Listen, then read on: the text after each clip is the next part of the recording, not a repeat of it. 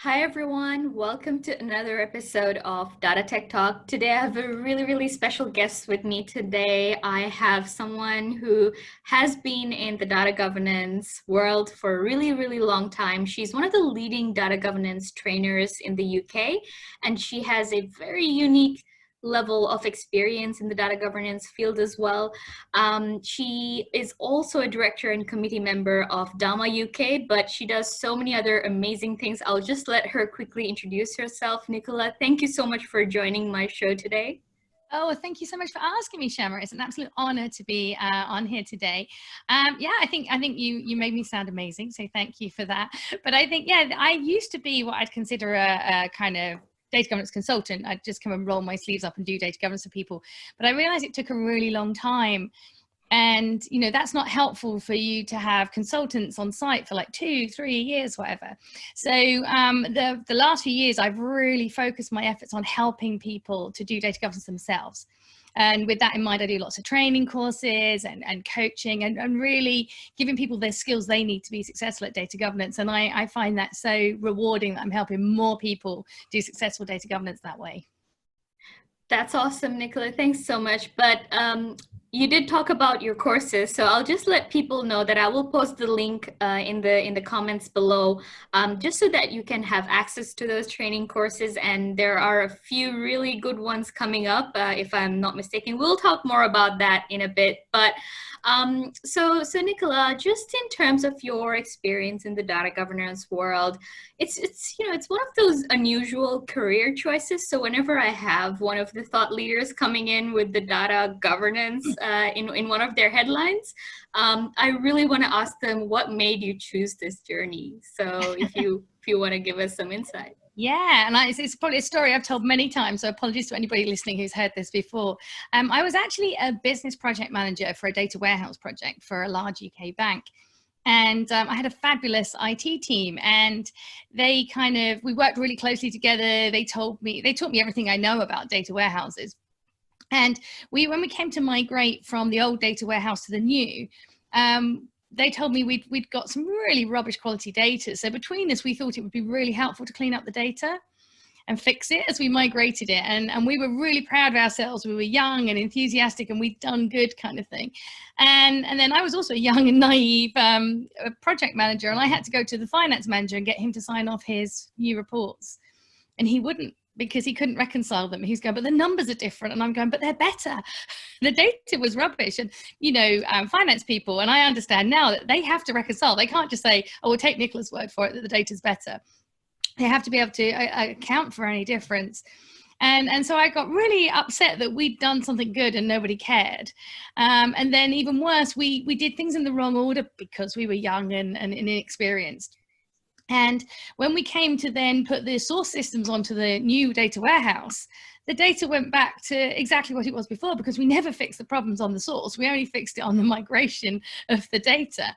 And I was absolutely distraught, because I'd come to really buy in a lot of effort into this data warehouse at that point. And nobody seemed to care about the data quality apart from those of us that had been working on the project. And I found that so upsetting. But my boss at the time kind of said, oh, just shut up, Nicola, move on. You're a project manager. So I did loads more projects and master data management and more data warehouse projects. And then one day there was a big restructure. And my boss told me I couldn't be a project manager anymore. And I was a bit upset, because I thought I'd found my thing. I was all really logical, sort things out for people. It was great. And she said, well, tough, I wasn't going to this central resource. You've got to make up your own job. Now, I was part of a bigger data management team, so I'd only done data projects. I'd found my thing without realizing it. I'd found data. But the biggest part of the team were the MI team. Now, the last time before that I'd written SQL, the DBAs rang up and they weren't very polite about my code and what it was doing to the data warehouse. So, I clearly wasn't going to be on that part of the team. I didn't know what to do. And so I had to think about it. And I said to my boss, can I sort out the people who messed up the data quality on my data warehouse? And she kind of went, not still going on about that, are you? And I went, but the data quality is poor and nobody seems to care. And it was really kind of getting to me. And she kind of went, well, we haven't got anything else for you to line up at the moment. And we really had to fight HR to keep you on the team. So make yourself look busy, do that, and for heaven's sake, don't upset anybody senior while you're doing it. And from that, I just started having loads of conversations with as senior people as I could get away with about roles and responsibilities, about round data and who should care. And without even realizing it, I stumbled into data governance. So I didn't really choose data governance. I don't know if I would have done if I'd known the job title, because it doesn't sound that exciting. But I just suddenly realized that somebody had to care about this data, and it took me a long time to find out who. But along the way, I learned so many valuable things. That sounds so exciting, but I know, right? Like data governance, the word, it's not super sexy. And, you know, when I first stumbled into the data governance space, I was like, what is this? Is this like data management, but just like a kind of like a hype word? Like, you know, back then I was quite young. That was a decade ago. But I'm just wondering, like, in terms of like how your career progression went, if you look back a little bit, what is one thing that you would change in the way you approached your career towards data governance? I think, what would I change? I don't know, in a funny kind of way, I think I had to do things in the order I did, which meant that perhaps the start of it was a bit slower. So I think perhaps the one thing I probably could have done was perhaps stuck up for my beliefs a little bit more. So when I left the bank, I worked for 2 separate consultancies, one after the other, as their data governance expert. And that was when I realized that it wasn't necessarily the best thing to be doing data governance for your clients, that it would be better to help them. And I said that to one of my bosses once. I think, I can't remember which of the consultancies. And my boss went kind of, shut up, Nicola, keep billing the client. Don't tell the client that you shouldn't be doing this. And I can understand that viewpoint when you're trying to run a consultancy, but it niggled with me. And at the time that, you know, I wanted my job, I was having a good career with the company. So I just kind of went, oh, okay, I'll shut up and carry on, kind of thing. And I think perhaps I wish that, you know, perhaps I could have helped more people sooner if I'd stood up to them at that point. So that's probably my one regret from that. I wouldn't call it a regret, Nicola. I think you're doing fantastic right now where you are. And I have heard about you from so many different people, because usually what happens is I ask whoever I interview, I ask them, can you refer me to 2 other people? And they came up with your name quite a lot. So thank you so much for being here, first of all. And I was kind of looking through a lot of the experiences you had. And one of the experiences that you've had is sitting on the expert panel for dataqualitypro.com as well. And you regularly write about data governance, and you write about a lot of internationally as well. You write a lot, not just in the UK. And on top of it, you know, your work with Dama UK as well. Could you tell us a little bit more about that, those experiences? So I think it fits in well with my mission to help as many people as possible. Is I absolutely love standing up at conferences, and I think it'd be fair to say that the first time I did it, I didn't love it, and I had got absolutely horrendous stage fright. And I was in Denmark at the time, because it was the first consultancy that I worked for put me on stage at a conference there, and I go on stage and perform for a hobby. But going on stage as me, talking about data governance and against some really big names in the data management world at that point, I was just going to pieces. And I rang my husband and went, I'm going to be sick. I'm going to faint. I can't do this. And he said, no, just think of it as like you're going on stage playing a part. You're not Nicola. You know, you're somebody else who's really confident about data governance. And I did it because I just didn't know what else I was going to do to actually make it through it. And I got to the end of it, and people were clapping and came up to me afterwards and gave me really good feedback. And I suddenly thought, oh, wow, I did it. And I realized that it was a really good way to get the message out there. And it's really funny that I started thinking about it as my husband suggested. But over the years, I've stopped having to think like that. I now just genuinely enjoy it. And I love it when I get to go and talk to different audiences. But I think one of the things I've really learned is that from traveling around the world, that different cultures react differently. And, you know, you go to America and you can't get people to stop asking you questions and joining in, because they're so passionate and they're very open and forthcoming. And then there's a fabulous data conference in Sweden that I appeared at the last few years, and absolutely brilliant, fabulous content, fabulous speakers. But the Swedes themselves as an audience don't talk very much. And so the very first time I'm asking the audience questions and they're like sitting there politely waiting for me to carry on, I'm going, no, you need to talk now. You need to ask me questions or answer my questions. And I think that's one thing I've really loved is that, you know, I'm helping people do data governance, but, you know, also learning how they need to do it according to their own cultures, because I always say you have to do it according to your own organization's culture, but even across the globally, there are different cultures and you have to bear that in mind. I've done some work, I did some training for some Far East companies or countries early in the lockdown. And one of the problems we had there is that they're very subservient cultures and they don't like telling their bosses what to do, and it's really hard to tell them that they need to do data governance. So we were trying to kind of find strategies for them and how they could do that in a way that wouldn't offend their cultural way of doing things. So I love helping people in all these different ways, and also getting my head around how can we make data governance successful in every country and every company, because it's going to be different for everyone.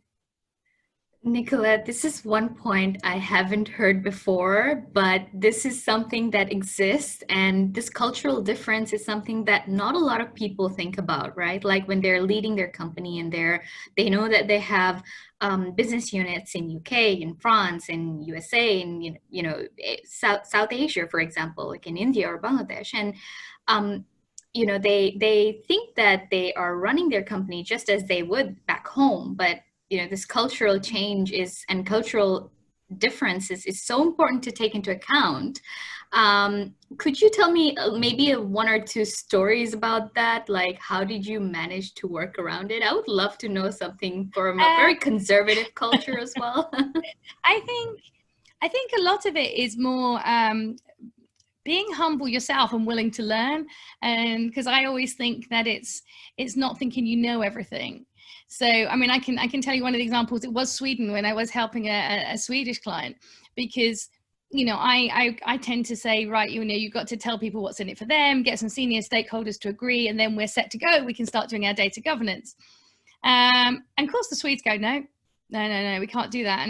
And Swedes are really, really a democratic society. And, you know, it's a thing I love about them, but it makes it really hard to do data governance, because the way they think, everybody has to agree or we don't do it.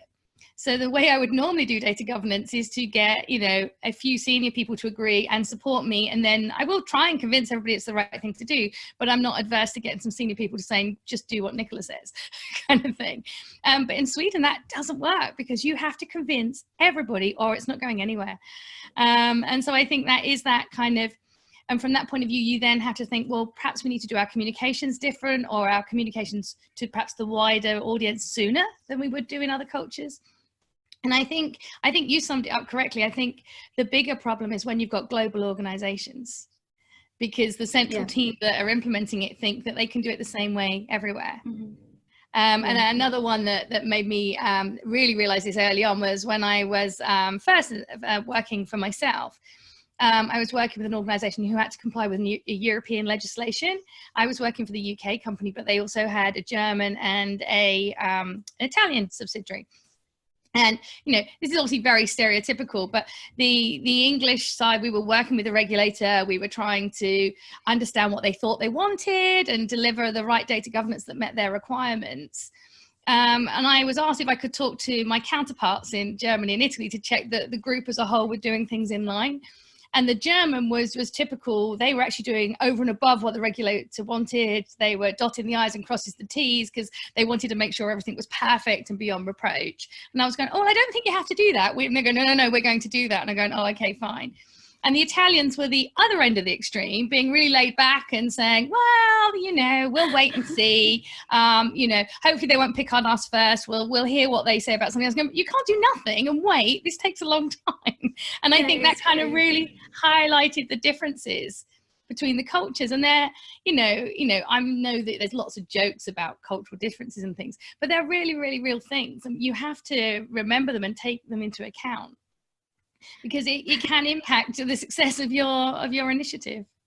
Absolutely. No, I totally agree. I actually, you know, when I had my experiences back in Sydney, Australia, that I could see it immediately, the work differences, the lifestyle, the work-life balance, let's say. from when I used to work in a startup in Europe versus when I work in a corporate in Sydney, Australia, for example.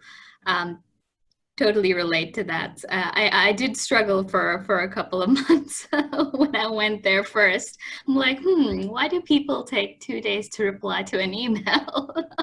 But that being said, I actually wanted to come to your trainings and courses. So I know that there is something exciting coming up.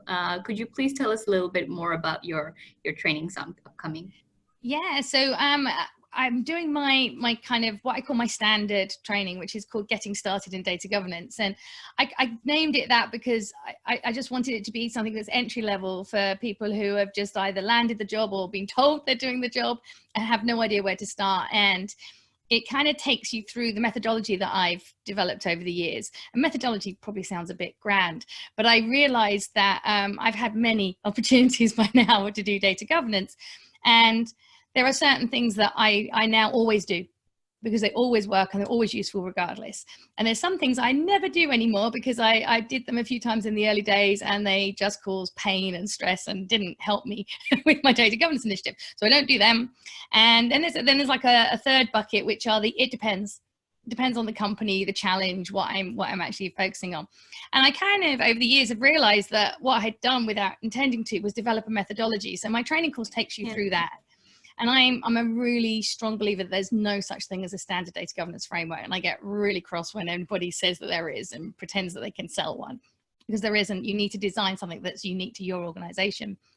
So the idea of my course is it takes through everything you need to know so that you can design a framework that's right for your organization, because it takes you through all the component parts and the order in which you need to do things. So by the end of that day, you should have all the information that you need to go and design and do a data governance framework. And then I think it was 2 years ago, I started doing an optional second day, which is the data governance clinic, because I found that despite my, calling it Getting Started, and a lot of people who do it are literally, very early on in their data governance career. But quite often there are people that come on the course because they've been doing data governance a while and it's not going very well. And they think if they come on the course, they can work out what they're missing. And I've had some really good feedback that it works very well like that. But those people in particular, a little bit the other people, but that audience were saying things like, this is really great, Nicola, but this is my scenario and this is my unique set of circumstances. What would you do for this? And there just isn't time and a training course to answer all of those. So we came up with the idea of having the clinic day.